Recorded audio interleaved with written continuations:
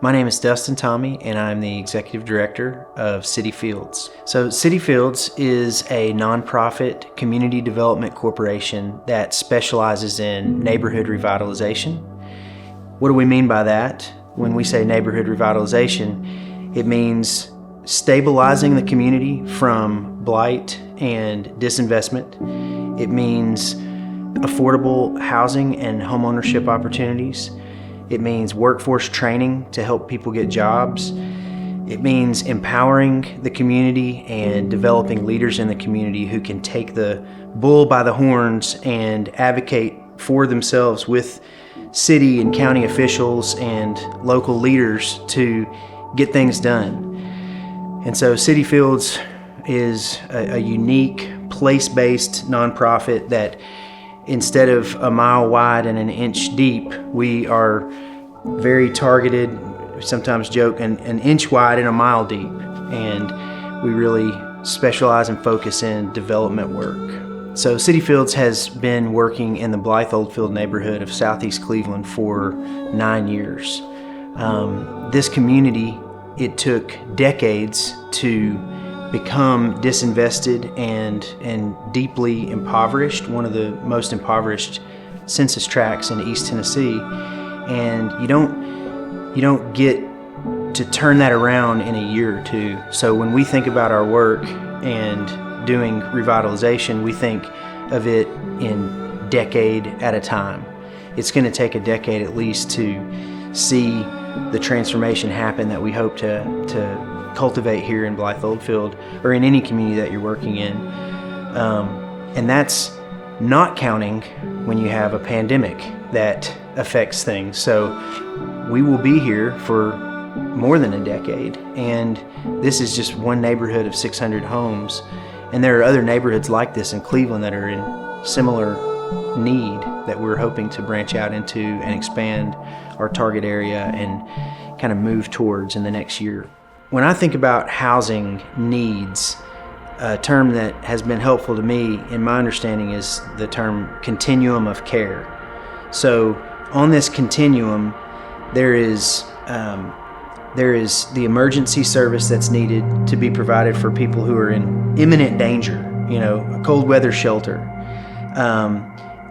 There is the work that shelters and rapid rehousing programs and transitional housing programs serve, but that is this side of the continuum of care.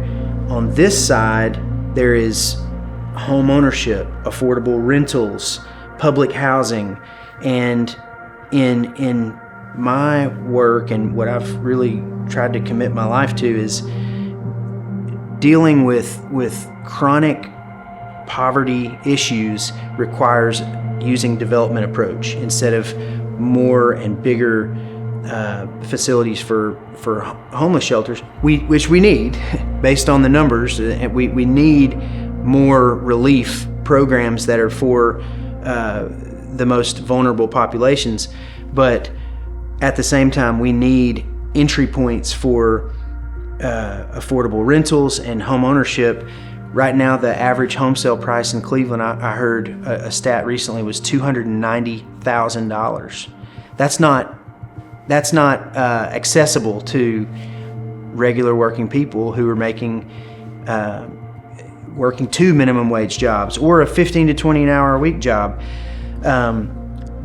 We have to have housing stock that's available, that's decent and livable, that's between $100,000 and $150,000. And that's what we kind of specialize in, and that is different than the work of the shelter or affordable rental programs. And part of the philosophy behind this has to do with right now, to find the most affordable rental in Cleveland, you're looking at $500 to $800 a month.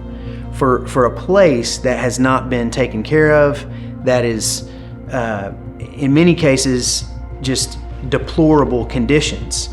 And we're taking homes that were in those conditions, investing $50,000 and $60,000 in them, selling them to people who have a mortgage on the home, so they own it for less than $700 a month. And if we could replicate, duplicate, expand that more and more, that's the 30 years from now, the answer to our problems, instead of more relief programs that can create dependency. And it's not that I'm against relief programs where needed. I affirm that, and I want to support that and fan the flame to efforts to bolster those programs and their funding. But at the same time, we've got to, if we're wanting to think about the whole health, the flourishing or the shalom, so to speak, to put it biblically, of our entire community, we've got to have opportunities for people to own their own property. And that is the number one way that wealth and stability are passed down through generations.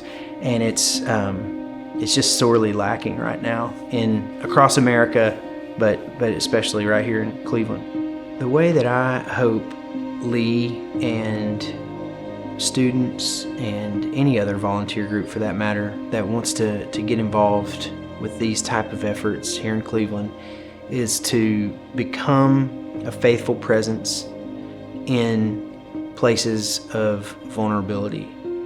And that may look like feeding programs, that may look like volunteering at some of our organizations, but ultimately it looks like becoming a faithful presence there, and being willing to get out of your comfort zone and kind of submit yourself to the leadership and the guidance of community members who've been here and who are doing good things. We hear these statistics and we see disparity and we want to just jump in and fix it.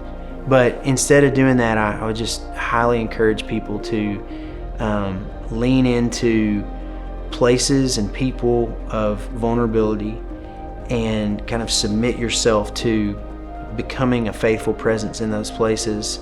The picture in my mind of the way Martin Luther King Jr. was a spearhead in the civil rights movement, but there's pictures of him arm in arm with other white folk. Abraham Joshua Heschel was a Jewish activist that modeled for many in the white community in that civil rights era this arm in arm posture with other civil rights leaders, but deferring to the leadership of others. And for me, it wasn't Cleveland that first happened. It was Rome, Georgia, where I did my bachelor's degree, and it was Miss Linda. Just showing up at Miss Linda's after-school ministry and building relationships, and whatever that looks like for you, that may be different, but faithful presence is my word for that.